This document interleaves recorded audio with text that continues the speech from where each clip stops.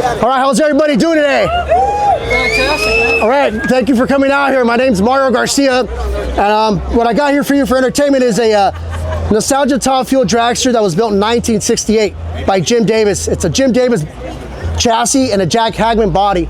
Jack Hammon built many America's Beautiful roadsters back in the day that were Amber winners. So a tribute to him, Jim Davis, and dearly beloved John Ewald, who was the first owner of this car here when we first restored it.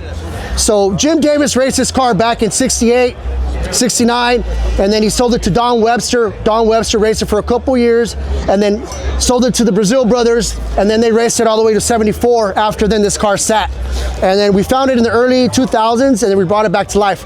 This is basically what it looks like now. So the motor, it's a 392 Chrysler. They only made it in 2 years, 1957, 1958. At the time, it only made about 180 horsepower. Now it's producing about 2,500 horsepower. It runs on nitromethane, which is a solvent, a chemical. It's not really a fuel. It only ignites under high heat and compression. It's used for many different things, for cropping, growing strawberries. The dry cleaners use it. So it was used for many different things. And then sometime in the early 60s, the racers found out that they can put it in fuel cars and then run it down the track and make more horsepower. There's a lot of cool parts on this car. One of the very unique things on this car is the front end. It's a leaf spring. So it works. It's very unique, and it basically, it's just spring loaded and it bounces for tension, as long as the also with the. Yeah, you need some microphone. All right, here we go. Where was I?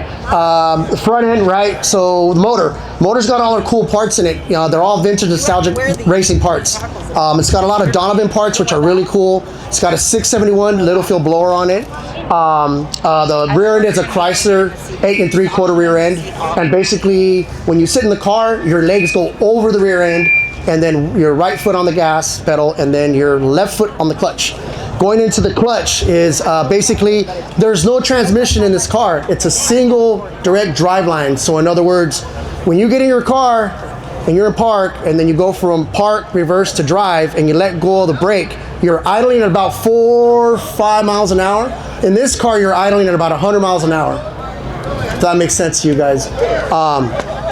What else can I say about this car? So what we have out in the front of the motor is a starter.